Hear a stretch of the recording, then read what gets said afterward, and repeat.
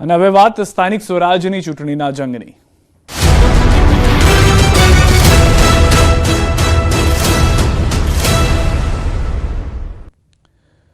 વડનગર નગરપાલિકામાં ભાજપ માટે સારા સમાચાર। ભાજપના 6 ઉમેદવાર બિનહરીફ થાય તેવી શક્યતા। વોર્ડ 2 માં જાગૃતિબેન જયસ્વાલ, આશાબેન પ્રજાપતિ, વોર્ડ 7 માં હેતલબેન પટેલ, ભાવસાર નિયતિબેન, જતીન દરજી, વોર્ડ 5 માં માલવી ચંદ્રિકાબેન થઈ શકે છે બિનહરીફને લઈને ભાજપ અનેક નગરપાલિકાઓમાં પ્રયાસ કરી રહ્યું છે, જેમાં વધુ એક નગરપાલિકામાં સફળતા મળે તે પ્રમાણેના સમાચાર વડનગરથી પ્રાપ્ત થઈ રહ્યા છે।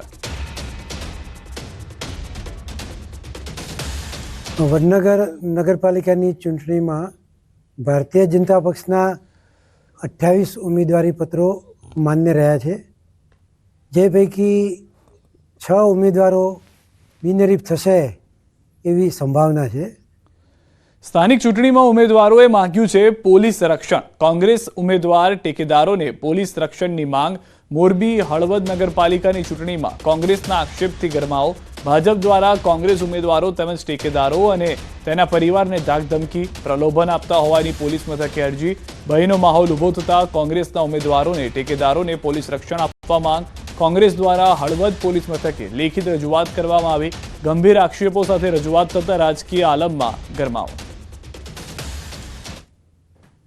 હળવદ નગરપાલિકાના જે કોઈ પણ કોંગ્રેસ પક્ષના ઉમેદવારો છે એમના સગા સંબંધીઓને, ટેકેદારોને અને ઉમેદવારોને ક્યાંક ને ક્યાંક ભારતીય જનતા પાર્ટીના આગેવાનો દ્વારા લોભ લાલચ અને ધાકધમકી આપવામાં આવી રહી છે તેવી એક પોલીસમાં અરજી હમણાં થોડા સમય પહેલાં હળવદ શહેર કોંગ્રેસના પ્રમુખ દ્વારા આપવામાં આવી છે।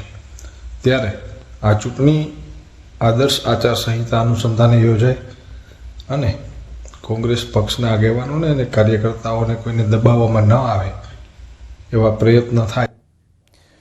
વલસાડ જિલ્લામાં 3 નગરપાલિકાની ચૂંટણીઓની તડામાર તૈયારીઓ ચાલી રહી છે, ત્યારે ધરમપુર નગર હવેલીના વોર્ડ નંબર 3ના કોંગ્રેસ ઉમેદવાર સંદીપ ડાંભિયા સંપર્ક વિહોણા થયા છે।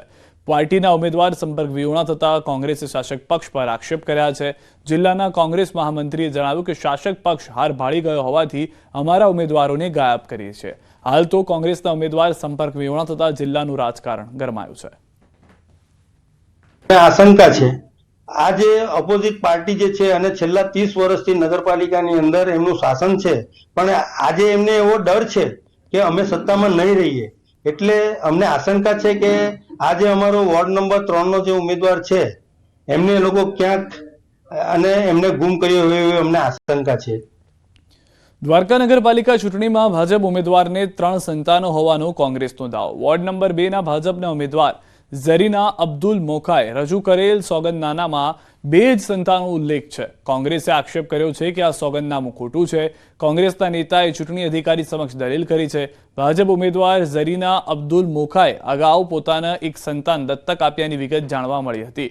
સમગ્ર ઘટનાની તપાસ દ્વારકા પ્રાંત અધિકારી અને ચૂંટણી અધિકારીએ હાથ ધરી છે।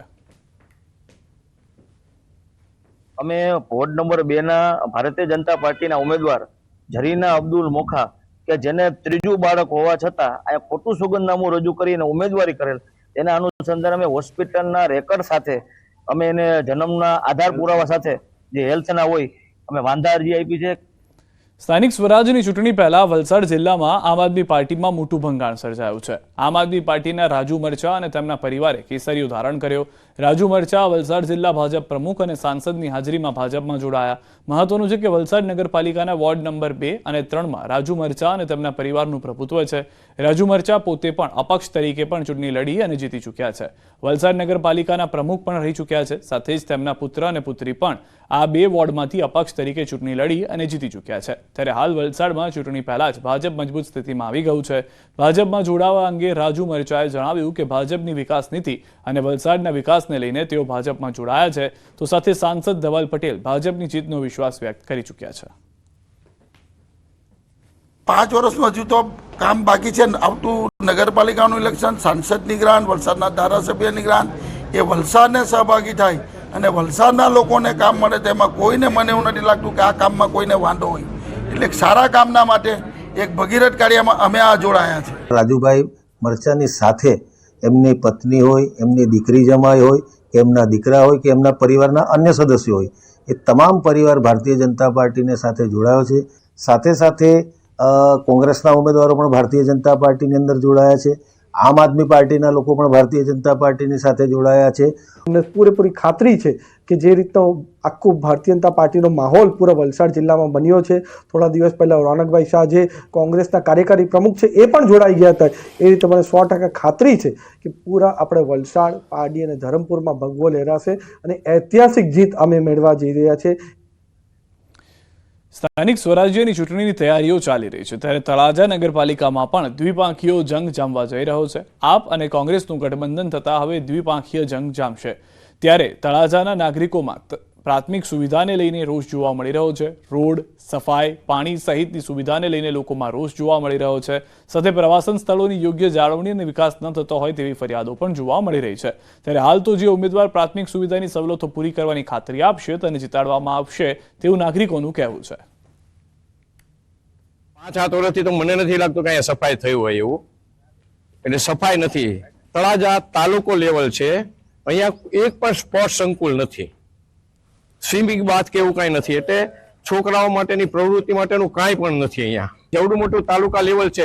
અલંગ સી બ્રેકિંગ યાર્ડ જે વર્લ્ડનું નંબર 1 અહીંયા સી બ્રેકિંગ યાર્ડ છે, છતાં અમને રેલવે મળતી નથી અહીંયા. તળાજામાં પ્રશ્નો છે રોડ, રસ્તા, સ્ટ્રીટ લાઇટ, નળ, ગટર ને જન્મ મરણના દાખલાનો કે ભાઈ સત્તાધીશો રજિસ્ટ્રારની નિમણૂક કરે કે અમારા પ્રાણ પ્રશ્નો નળ, ગટર, રોડ, રસ્તા ને સ્ટ્રીટ લાઇટ એને અગ્રતા આપે ને પ્રાધાન્ય આપે એવા લોકોને અમે ચૂંટીને મોકલીશું. અત્યારે સરકારે તળાજા નગરનો જે ડુંગર છે એને ઐતિહાસિક સ્મારક તરીકે જાહેર કર્યો છે.